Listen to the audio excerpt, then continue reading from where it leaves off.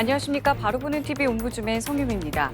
지난주 연합뉴스TV에서는 노래 연습장과 실내 집단 운동시설 등 8개 고위험 시설 업종에 QR코드 작성이 의무화됐다는 소식과 중국이 홍콩 국가보안법을 만장일치로 통과시키자 미국은 홍콩에 부여했던 특별 지위를 박탈하고 추가 조치도 예고했다는 소식 등을 신속하게 전해드렸는데요.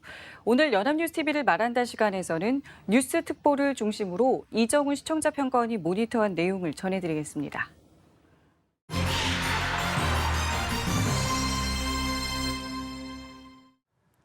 6.25 전쟁 70주년을 맞은 지난주 남북 연락사무소 폭파와 대북 전단 살포 등으로 인한 남북한의 대치로 한반도 긴장이 급상승되었고 유치원에서 발생한 식중독으로 많은 어린이들이 고통받았던 한 주였습니다. 지난주 연합뉴스TV는 남북 연락사무소 폭파 후 남북한 정부의 강대강 대치와 북한의 군사행동 보류 결정에 대해 차분하게 보도했습니다. 지난 6월 22일 오후 8시 뉴스특보에서는 북한이 남북 합의에 따라 철거했던 비무장지대 일대 대남 확성기를 다시 설치하고 있는 것으로 드러나면서 북한의 군사행동에 대한 우려가 나오고 있다고 보도했습니다. 군 당국이 북한군 동향을 밀착 감시하고 있다고 밝힌 가운데 북한이 전단 살포 지원 명목으로 국지 도발을 벌일 가능성에 촉각을 세우고 있다고 전했습니다. 통일부는 북한의 대남 전단 살포 계획에 재차 유감을 표하며 중단을 촉구했다고 전했습니다. 같은 날 오후 5시 보도에서는 북한이 남쪽으로 살포할 1,200만 장의 삐라를 인쇄했고 풍선을 비롯해 삐라를 날릴 수 있는 수단도 준비됐다고 밝혔다고 전하면서 6.25 전쟁 70주년을 맞아 전단을 살포할 가능성이 커 보인다고 예상했습니다. 이어진 오후 5시 뉴스특보에서는 이재명 경기지사가 대북 전단 살포 단체에 대한 수사를 사법당국에 공식 요청하기로 했다고 보도했습니다. 이 지사는 대북 전단 살포는 남북관계 개선에 아무런 도움이 되지 않고 오히려 어렵게 쟁취한 자유를 파괴하고 체제에 위협을 가할 뿐이라고 비난했다고 전했습니다. 지난 6월 24일 오후 8시 뉴스특보에서는 김정은 국무위원장이 당 중앙군사위 예비회의를 열고 대남 군사행동 계획을 보류했다고 보도했습니다. 일주일 전 북한군 총참모부는 금강산 개성공단 군부대 재배치, 남북 적경적 군사훈련 재개 등 구체적인 4대 군사행동 계획을 밝히며 남북 간 긴장 수위를 끌어올렸는데 김 위원장의 이번 결정으로 북한의 대남 위험 공세는 한풀 꺾이는 분위기라고 설명했습니다. 이어진 오후 8시 뉴스 특보에서는 남북 연락사무소 폭발 이후 강대강 대치로 흐른 남북 관계는 북한의 군사행동 보류와 확성기 철수 조치로 일시정지 모드에 들어간 모습이라고 보도했습니다. 청와대는 남북 관계는 긴 호흡으로 가져간다는 원칙 아래 담담하게 현상을 주시하고 대응해 나가겠다는 입장이라고 전하면서 북한의 태도 변화 배경에는 대화가 곧 해법임을 강조한 문재인 대통령의 일관된 메시지가 작용했다는 분석도 나오고 있다고 보도했습니다. 지난주 연합뉴스TV는 문재인 정부 출범 후 가장 경색된 남북한 대치 상황에 대해 주어진 사실을 중심으로 차분하게 보도하였습니다. 특히 지난주는 6.25 전쟁 70주년을 맞이한 주이기도 했기 때문에 남북 문제, 특히 남북한의 군사적 대치 가능성에 대한 보도는 보도하기 매우 민감한 주제였다고 할 수 있습니다. 상대적으로 제한적인 취재원을 고려하더라도 북한 관련 보도, 특히 외교적인 사안에 대해서는 주어진 사실만을 단순하게 보도하기보다는 관련된 역사적 배경이나 이를 둘러싼 정치적, 외교적 쟁점들을 고려하는 분석들이 필요합니다. 다소 우발적으로 보이는 북한의 외교적 대응 방식들이 실제로는 나름대로의 전략인 경우들이 많았기 때문에 북한의 의도를 파악할 수 있도록 다양한 관점에서 살펴보고 예상되는 변수들을 다양하게 고려해보는 노력들이 절실한 시기였다고 할 수 있습니다. 지난주 연합뉴스TV는 존 볼턴 전 백악관 안보보좌관의 자서전으로 촉발된 북미 정상 외교에서의 한국 정부의 역할에 대한 논란을 다루었습니다. 지난 6월 22일 오후 8시 뉴스특보에서는 지난해 열렸던 1차 싱가포르 북미 정상회담은 정의용 국가안보실장의 아이디어라고 존 볼턴 전 백악관 안보보좌관이 주장했다고 전했습니다. 지난 2018년 정의용 국가안보실장은 트럼프 대통령에게 김정은 위원장의 초청 의사를 전달했고 3개월 뒤 1차 북미 정상회담으로 이어졌는데 볼턴은 자신의 회고록에서 1차 북미 정상회담의 아이디어를 처음 제안한 것은 정의용 실장이었고 트럼프 대통령이 김 위원장의 초대를 순간적 충동으로 수용했다고 주장했다고 전했습니다. 또한 이 대북 외교는 한국의 창조물이었고 김정은이나 우리 쪽의 진지한 전략이라기보다는 한국의 통일 어젠다와 관련이 있었던 것으로 미국의 국익과는 관계없는 위험한 연출이었다고 비판했다고 전했습니다. 이 당시 거론되었던 종전선언도 문 대통령의 통일 어젠다를 뒷받침하기 위한 아이디어라고 의심하기 시작했는데 문 대통령이 이런 아이디어를 트럼프 대통령에게 건의하는 것을 멈출 수는 없었다고 주장했다고 전했습니다. 이어진 오후 8시 뉴스특보에서는 존 볼턴 전 국가안보보좌관의 회고록에 대해 정의용 청와대 국가안보실장이 정면 반박하면서 회고록의 상당 부분이 사실을 크게 왜곡했다고 비판했다고 전했습니다. 정의용 국가안보실장이 볼턴 전 보좌관의 회고록에 대해 남북미 정상 간의 협의 내용을 볼턴 자신의 관점에서 소술한 것이라고 반박하면서 정부 간 상호 신뢰에 기초해 협의한 내용을 일방적으로 공개하는 것은 외교 기본 원칙을 위반한 것이라고 비판했다고 전했습니다.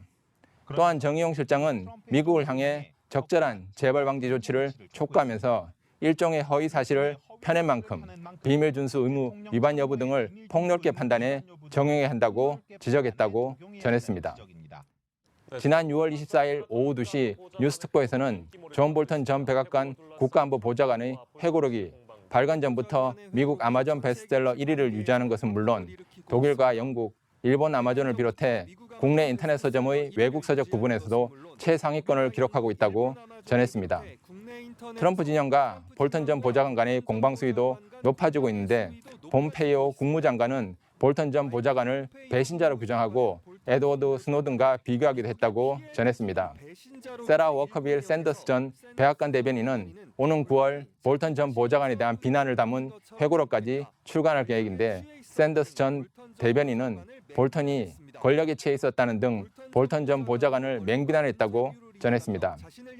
볼턴 전 보좌관은 재임 시절엔 트럼프 대통령이 왜 강하게 맞서지 않았냐는 질문에 대통령과 대립하며 소신을 관찰하는 참모의 모습은 드라마에나 있는 것이라며 회고록이 왜곡이라는 지적에는 진실을 적지 않는다면 오히려 국민에 폐를 끼치는 것이라고 주장했다고 전했습니다.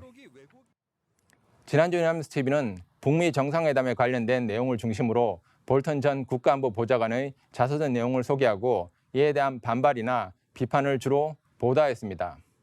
최근 남북한 사이 대치 상황을 고려할 때 북미 정상회담에 대한 미국의 실무 책임자의 자서전은 상당히 흥미로운 이슈이기도 하지만 불필요한 논쟁을 만들 수 있는 이슈라고 할 수 있습니다. 최근까지도 북미 외교의 핵심 실무자에 의해 북미 외교의 막후 이야기를 적나라하게 폭로되었다는 점에서 상당한 저널리즘적 가치가 있다고 할 수 있지만 포함된 사실의 진위 여부나 폭로의 의도성에 대한 검증이 어렵다는 점에서 신중해야 하는 사안이라고 할 수 있습니다. 따라서 단순하게 자서전 내용이기 때문에 보도 가능하다는 접근보다는 구체적인 사실 확인이나 의미 파악이 더 필요했던 보도였다고 할 수 있습니다. 지난주 연합뉴스TV는 안산 소재 유치원에서 발생한 집단 식중독 사고 발생과 피해 사항을 보도하였습니다. 지난 6월 26일 오후 5시 뉴스특보에서는 경기 안산시 소재 유치원의 집단 식중독 사고와 관련한 장출혈성 대장균 유증상자가 계속 늘고 있는 가운데 학부모들은 유치원 측이 사태 초기부터 은폐했다며 청와대 국민청원을 제기했고 법적 대응도 검토하고 있다고 전했습니다. 이 유치원에서는 지난 열흘 동안 100여 명이 넘는 어린이가 식중독 증세를 보여 치료를 받았고 장출혈성 대장균 유증상자가 49명에 달하는 등 계속 늘고 있다고 보도했습니다. 이 중 15명은 용혈성 요독 증후군, 일명 햄버거병 증상을 보이고 있고 증세가 심한 5명은 신장 투석 치료까지 받고 있다고 전했습니다. 학부모들은 유치원 측이 발병 초기부터 사고를 은폐해 사고를 키웠다고 주장하며 역학조사를 위해 일정 기간 보관해야 할 일부 급식 재료를 폐기한 것에 대해서도 분통을 터뜨리고 있다고 보도했습니다. 자녀가 햄버거병에 걸려 투석 치료를 받고 있다는 한 학부모는 이 유치원이 2년 전 비리 감사에 걸린 유치원이라며 청와대 국민청원을 제기했고 학부모들은 유치원을 상대로 법적 대응을 모색하기로 했다고 보도했습니다. 지난 6월 27일 오후 6시 토요와이드에서는 경기도 안산에 있는 유치원에서 발생한 집단 식중독 유증상자는 현재까지 111명으로 확인됐고 이 중 57명이 식중독균 일종인 장출혈성 대장균 감염증으로 확진됐고 입원 환자 22명 중 15명은 일명 햄버거병으로 불리는 합병증인 용혈성 요독증후군 증세를 보이고 있다고 보도했습니다. 이 병에 걸린 환자 중 절반 정도는 투석 치료가 필요할 정도로 신장 기능이 망가졌고 실제로 투석 치료를 받고 있는 4명의 원아들은 후유증으로 평생 병원 치료를 받아야 할지 모른다는 우려도 나오고 있다고 보도했습니다. 식중독균 감염 원인은 여전히 오리무중인데 유치원 급식 보존식 6건이 제대로 보관돼 있지 않았기 때문이라고 전했습니다. 보존됐던 음식과 유치원 식기구 등 환경검사는 음성 결과가 나왔고 납품 식자재 업체들을 통한 추가 검사가 진행 중이라고 전했습니다. 정부는 원인 규명을 철저히 조사하고 재발 방지를 약속했는데 급식소가 설치된 유치원 4천여 곳을 전수 점검하고 현재 과태료 50만 원인 보존식 폐기 시 처분 기준도 강화할 방침이라고 전했습니다. 지난주 연합뉴스TV는 안산 유치원에서 발생한 식중독 사고 피해 어린이들의 현황을 중심으로 보도하면서 피해 가족들이 지적한 쟁점들과 추후 대응을 전했습니다.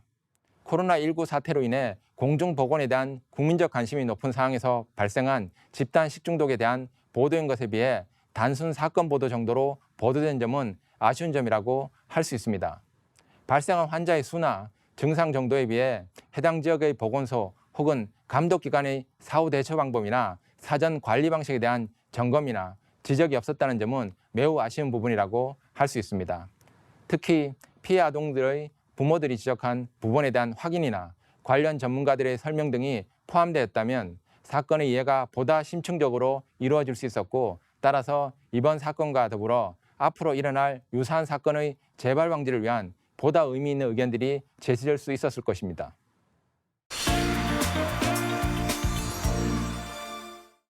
이번 순서는 주말에 방영되는 제작 프로그램을 대학생의 시선으로 분석하고 평가한 내용을 들어보는 캠퍼스 TV 리포트 시간입니다. 이번 주는 숙명여자대학교 미디어학부의 이성원 학생 나와 있습니다. 안녕하세요. 안녕하세요. 자, 지난주에 어떤 프로그램 모니터하셨죠? 네, 저는 지난달 28일에 방송된 연합뉴스TV 스페셜을 모니터했습니다. 이번 방송에서는 한국전쟁 70주년, 다시 기로에 서게 된 남과 북이라는 주제를 다뤘습니다. 그럼 자세한 모니터 내용 지금부터 전해드리겠습니다.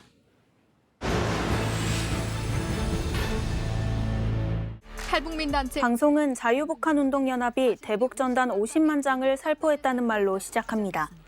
이것이 최근 남북관계의 촉발점이 되었다는데요. 북한은 김여정 제1부부장이 직접 나서 탈북단체의 행위를 비난했고 그에 대한 책임을 우리 정부에게 돌렸다는데요.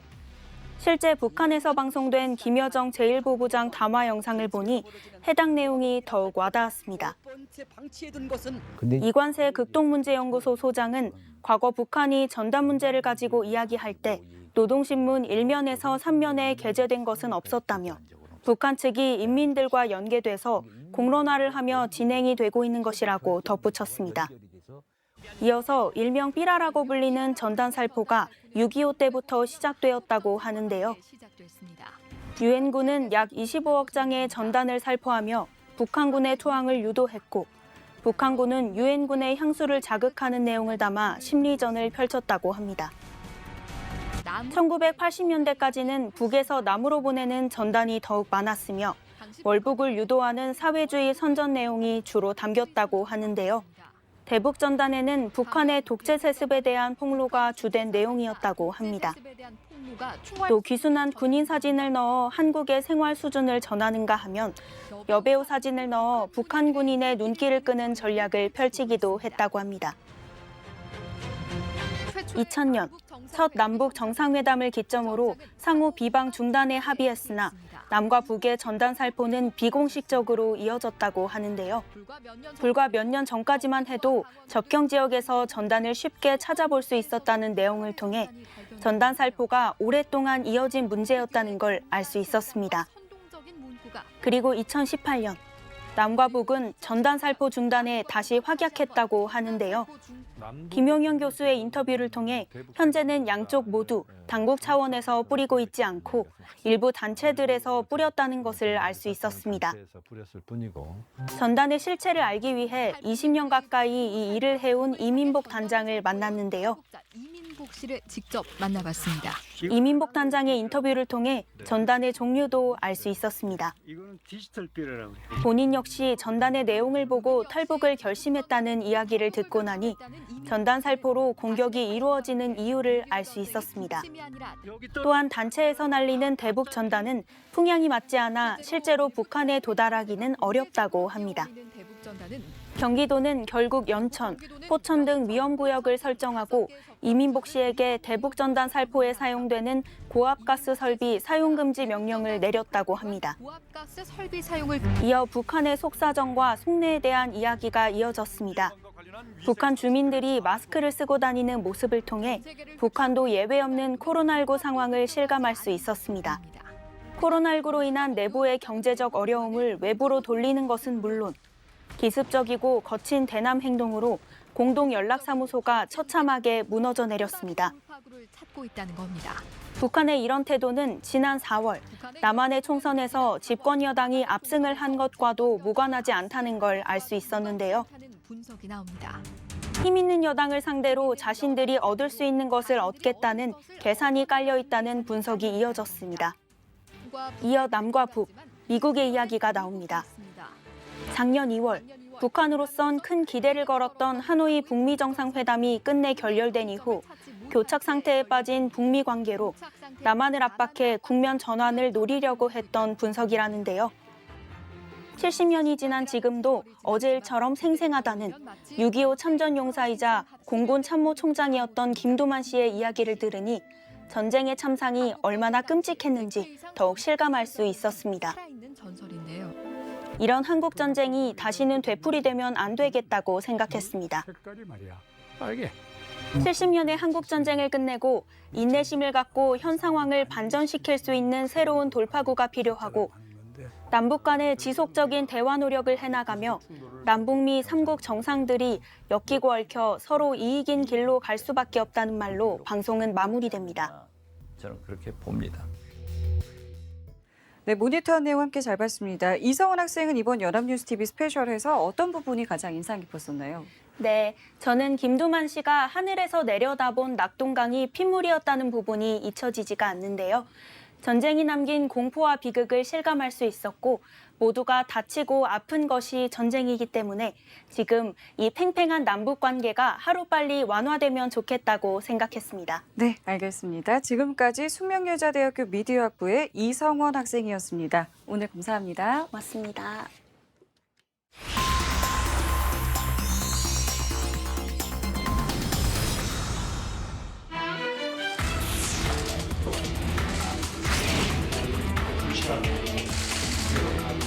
국회는 공수처장 후보 추천위원회를 구성해 후보자 2명을 대통령에게 추천해야 하고 대통령이 그중 1명을 지명한 후 인사청문회를 거쳐 오는 7월 15일까지 임명해야 출범에 따른 절차가 완료됩니다.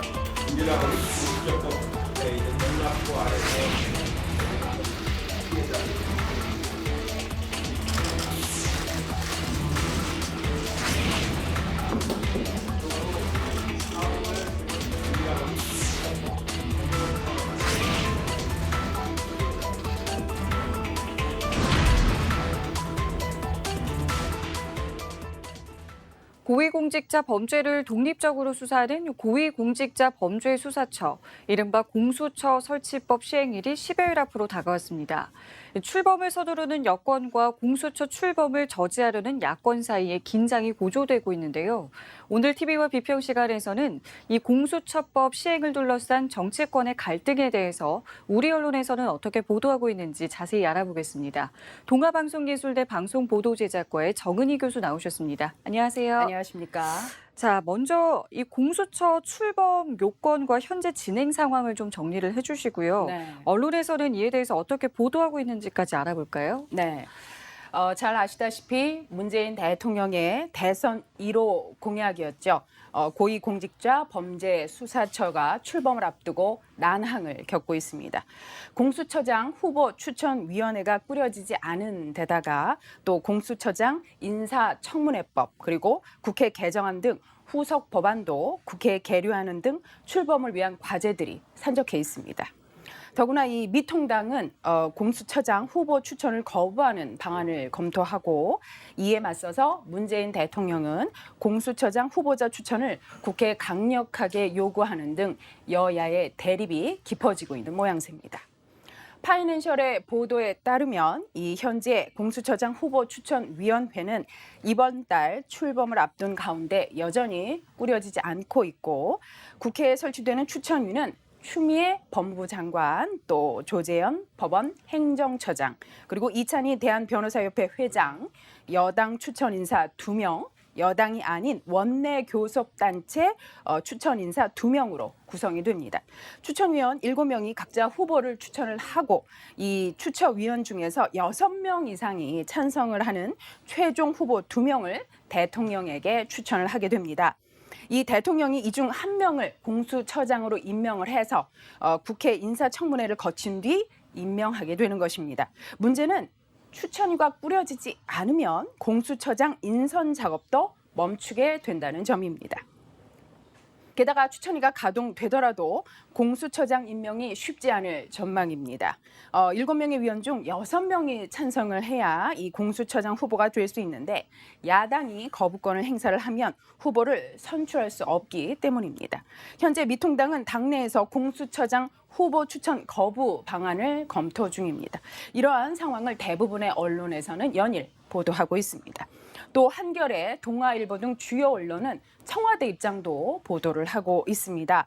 최근 문 대통령은 국회에 공수처장 후보 추천을 촉구하면서 야당의 반대에도 불구하고 공수처 설립 의지를 확고히 한 바가 있습니다.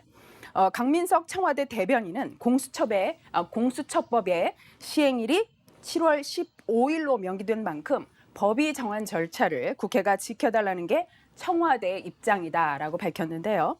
강 대변인은 공수처장 추천 요청이 공수처 강행 수순이라는 일부 지적에 대해서 이 공수처장 후보자는 국회가 추천하는 것으로 추천이 없으면 대통령 임명권 행사조차 행사가 불가능하기 때문에 강행할 수 없다는 점을 지적을 했습니다. 강 대변인은 공수처법을 제정하고 시행일을 정한 것도 국회라고 강조를 하면서 국회가 법을 지켜야 엄정한 검증 그리고 인사청문 절차들을 거쳐서 훌륭한 공수처장을 임명할 수 있을 것이라고 언급했다고 언론은 보도하고 있습니다. 네.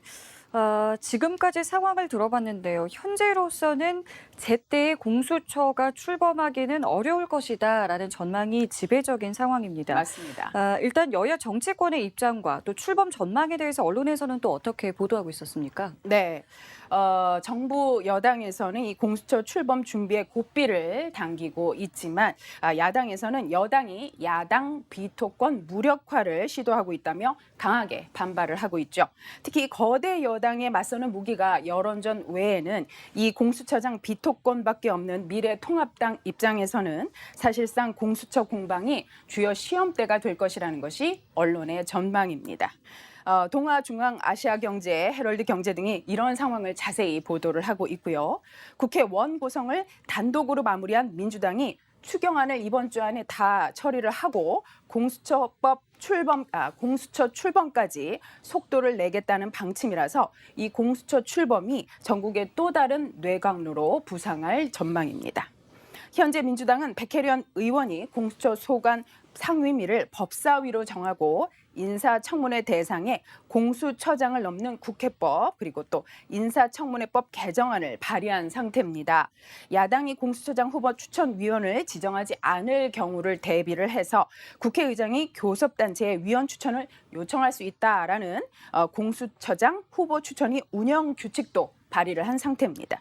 이에 대해서 헤럴드 경제의 보도에 따르면 유상범 통합당 의원은 공수처법에는 분명 추천위원 7명 중 2명을 야당이 정하도록 명시하고 있지만 국회 규칙을 통해서 나머지 2명까지 여당이 모두 행사하겠다는 발상이라며 운영 규칙은 이 야당 교섭단체가 위원을 추천하도록 한 상위법인 공수처법에 반하는 내용이기 때문에 원천 무효라고 강조를 했습니다. 정진석 통합당 의원 역시 민주당의 법사위 장악은 진짜 노림수는 공수처다라고 하면서 야당의 비토권을 무력화시키려면 공수처법 개정이 필요한데 필요 불가결한 조건이 바로 법사위 장악이라고 언급한 바 있습니다.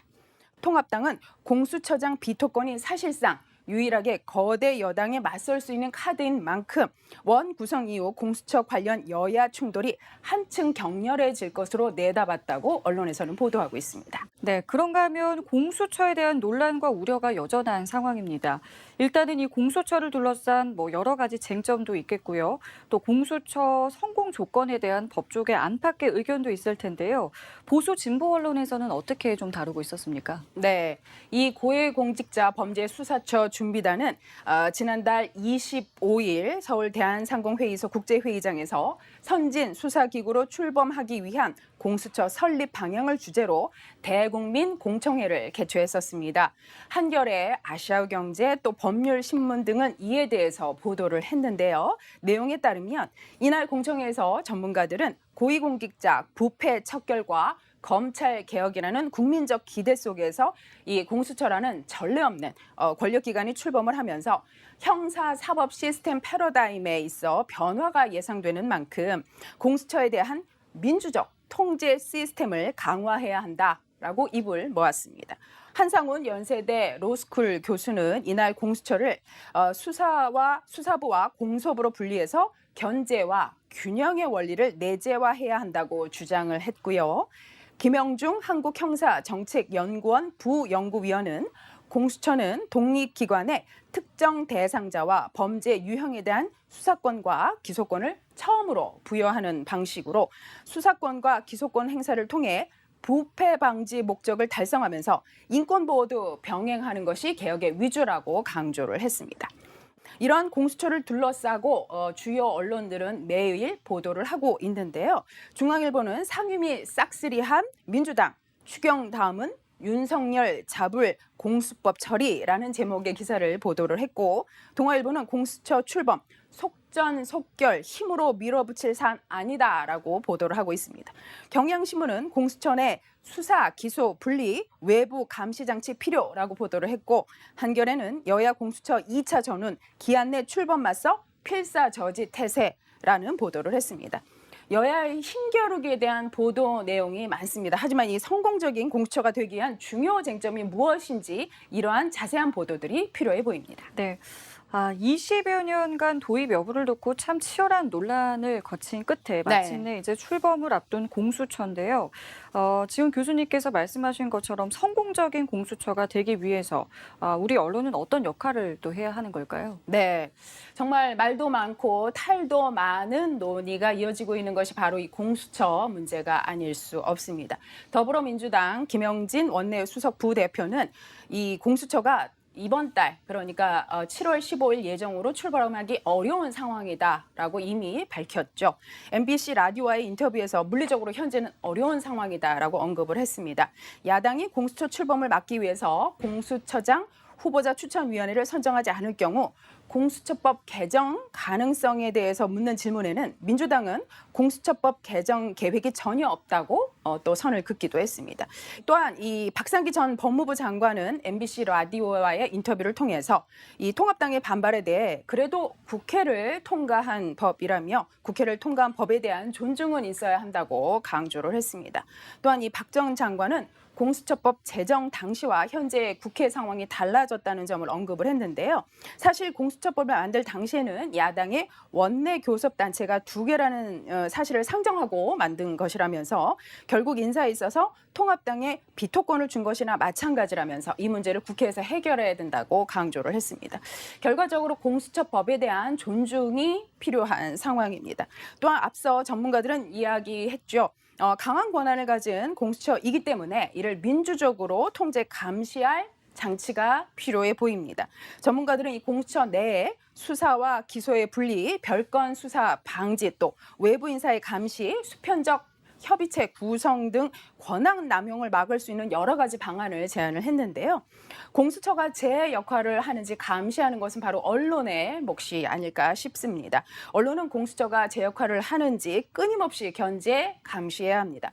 공수처도 이러한 언론의 견제를 받아야 더 좋은 방향으로 나아갈 수 있다라고 생각을 합니다. 견제하는 언론, 감시하는 언론, 언론의 가장 중요한 소임 중에 하나가 아닐까 싶습니다. 네, 알겠습니다. 지금까지 동아방송기술대 방송보도제작과 정은희 교수와 함께했습니다. 오늘 말씀 고맙습니다. 고맙습니다. 네, 옴부즈맨 제작진은 시청자 여러분의 다양하고 소중한 의견을 기다립니다. 방송을 보고 느낀 소감을 연합뉴스TV 홈페이지 시청자 게시판이나 SNS로 보내주시기 바랍니다. 저희는 다음 주에 다시 찾아뵙겠습니다. 시청자 여러분 고맙습니다.